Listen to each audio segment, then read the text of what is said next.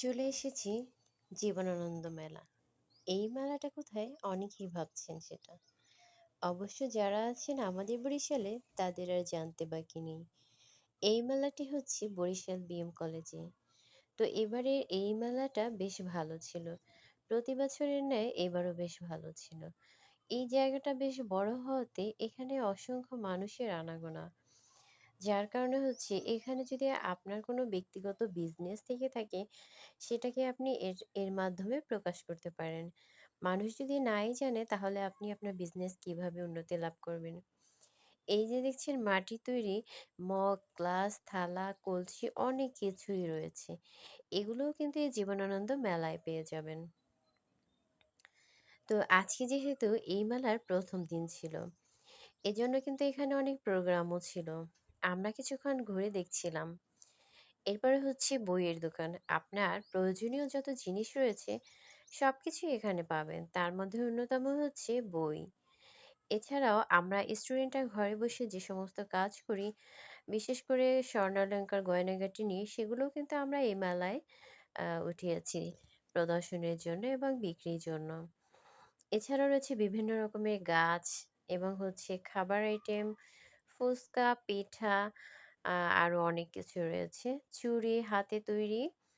তো এই সবকিছু হয়েছে এই মেলায়। এছাড়াও কিন্তু এই নৌবাহিনীরা তাদেরকে বিভিন্ন রকম জিনিসপত্রগুলো কিন্তু আমাদের সামনে প্রদর্শন করার জন্য এখানে রাখছেন। তবে এগুলো কিন্তু ধরাছোঁয়ার বাহিরে। আপনি শুধু দেখতে পারবেন এবং তাদের থেকে জানতে পারবেন। মোট কথা তারা আমাদের সামনে এসেছে শুধুমাত্র দর্শনার্থী হিসেবে।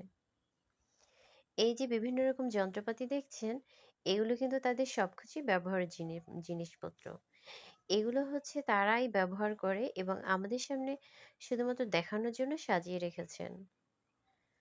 আমরা বেশ ভালোভাবে এনজয় করলাম যেহেতু মেলায় এসেছি। অবশ্য অনেক মানুষজন ছিল, একদম পায়ে, পায়ে মানুষজন ছিল। তাছাড়া মানুষগুলো হচ্ছে একেবারে পথের মাঝে দাঁড়িয়ে থেকে গেছে। এই কাজটা হচ্ছে মানুষের একদম বিবেকহীন একটা কাজ। হাঁটা চলার পথে কখনো আপনি দাঁড়িয়ে কথা বলবেন না, সাইড হয়ে কথা বলবেন। এই হচ্ছে প্রোগ্রামে এখানে হচ্ছে অনুষ্ঠান হচ্ছে, গান হচ্ছে, নাচ হচ্ছে। তো এখানে স্টেজটা ছিল, এটা হচ্ছে আমাদের বরিশাল বিএম কলেজের অনেক সুন্দর একটা আয়োজন। কিছুক্ষণ দাঁড়িয়ে দেখার পরে চলে গেলাম অন্যত্র।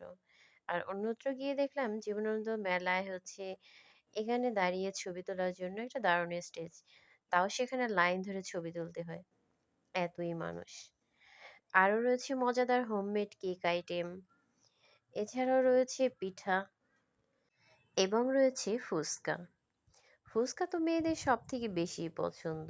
এটা তো আর কেউ মিস করবে না। আসলে আপনি যে জায়গায় যান না কেন মেয়েদেরকে ১ প্লেট ফুচকা খাওয়ালে অবশ্যই খুশি। তবে আমি কিন্তু খুশি হই না। কারণ ফাস্ট ফুড এবং বাহিরের খাবার আমার খুব একটা পছন্দ নয়। এছাড়া এখানে রয়েছে বিভিন্ন রকমের আচার এবং হচ্ছে পেয়ারা, আমড়া, চটপটি, হালিম সহ বিভিন্ন রকমের খাবার রয়েছে। আপনি সব খাবারই এখানে পেয়ে যাবেন। এবং হচ্ছে জুয়েলারি আইটেম, ব্যাগ, ড্রেস সবকিছুই এই মেলায় পেয়ে যাবেন। এগুলো সব হচ্ছে তাদের হাতের তৈরি যার কারণে হচ্ছে অনেক সুন্দর ছিল যেহেতু মানুষ অনেক কষ্ট করে হাতে তৈরি জিনিস তৈরি করে সেটা কোনোভাবেই খারাপ হতে পারে না। আমরা মানুষ হিসেবে মূলত পছন্দ করি উপরে যেটা ভালো সেটাই চোখে ভালো লাগে। আসলে তা কিন্তু নয়। আপনি যেটা পরে ব্যবহার করে কমফোর্ট ফিল করবেন সেটাই আপনার জন্য বেস্ট হবে।